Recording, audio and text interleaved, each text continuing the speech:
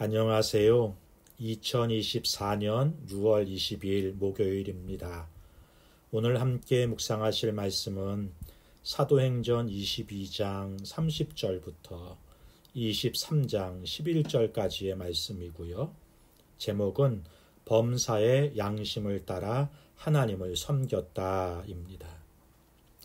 바울을 채찍질해서 소동의 이유를 밝히려고 했던 천부장이 바울이 로마 시민이라는 소리에 채찍질하려는 계획을 바꿉니다. 이튿날 제사장들과 공회를 모으게 된 것이죠. 본문을 함께 보겠습니다. 첫 번째 단락이 22장 30절부터 23장 5절까지인데요. 산헤드린 공회에서 증언하는 바울 이야기입니다. 천부장은 제사장들과 산헤드린 공회를 소집해요. 소동의 이유를 확인하려고 한 것이죠.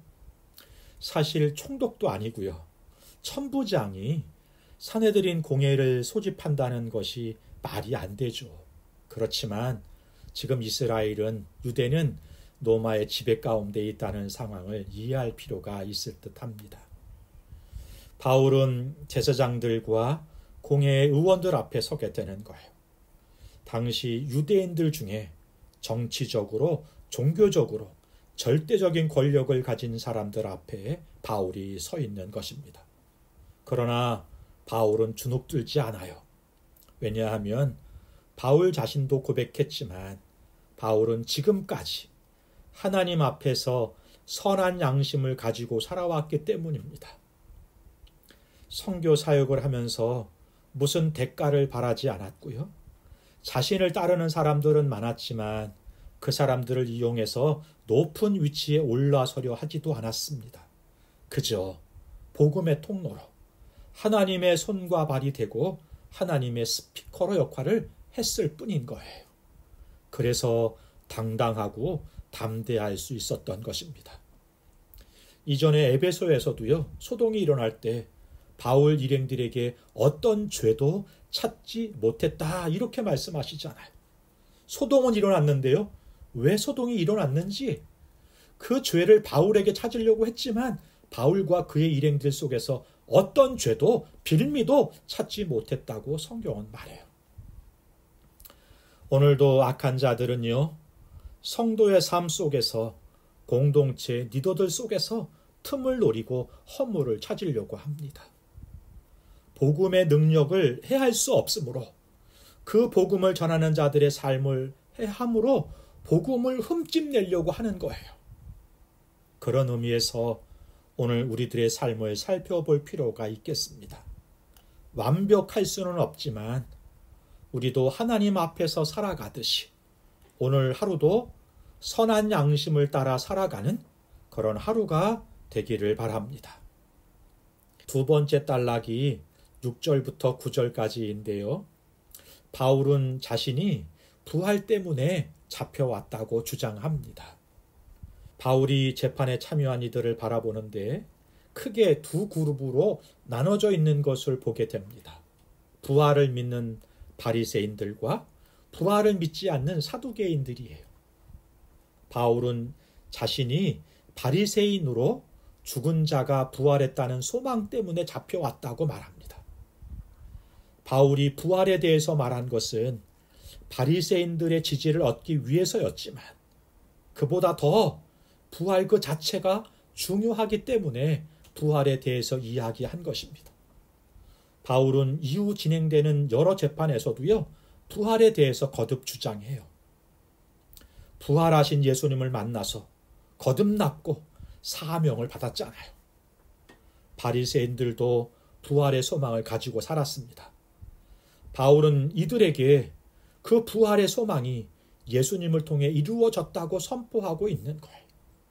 누가는 이 상황을 통해서 바리새인들이 부활을 소망하면서도 부활하신 예수님을 배격하고 있는 것을 보여주고요.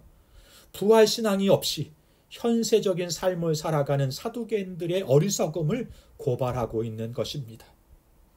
이 일로 회의는 두 그룹의 고성과 다툼으로 끝나게 되어버려요.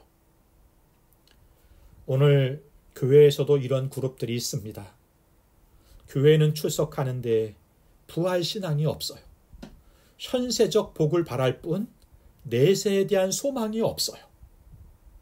또 다른 그룹은요, 부활은 믿지만 예수님의 십자가와 부활은 믿지 않는 거예요. 부활하신 예수님께서 하신 말씀과는 다른 삶을 살아가는 거예요. 위선적인 믿음, 형식적인 믿음을 가지고 살아가는 것이죠. 바울의 신앙은 예수님의 십자가와 부활 신앙에 근거합니다. 십자가와 부활을 전하기 위해서 자신이 가진 것을 내려놓습니다. 그만큼 가치 있고 소중하며 이것이 인생이 가진 문제를 해결할 정답이고 해답이다라고 믿었기 때문인 것입니다. 그래서 수십만 킬로 그 멀고 험한 선교의 여정을 지금까지 성실하게 살아온 거잖아요.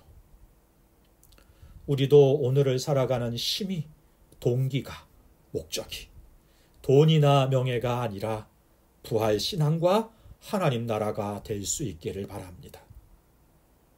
마지막 단락이 10절과 11절인데요. 바울 곁에서 말씀하시는 예수님을 소개합니다. 바울은 지쳤어요. 1차, 2차, 3차 선교 여행을 마치고 예루살렘에 들어왔는데요. 잠시 환대받고 환영받는 듯 하지만 이내에 수많은 유대인들로부터 살해 위협을 받고 소동에 휘말려 가지고 이리저리 끌려다니고 있는 것입니다. 그때 예수님께서 찾아오세요. 11절입니다. 그날 밤에 주께서 바울 곁에 서서 이르시되 담대하라, 내가 예루살렘에서 나의 일을 증언한 것 같이 노마에서도 증언하여야 하리라 하시니라.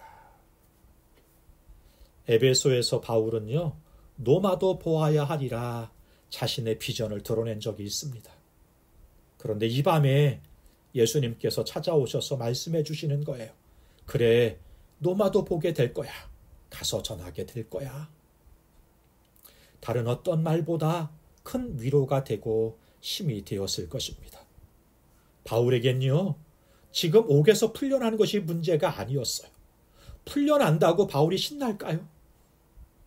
바울은 한 번뿐인 인생, 무엇이 가장 가치 있는 그리고 위대한 삶인가를 알았습니다.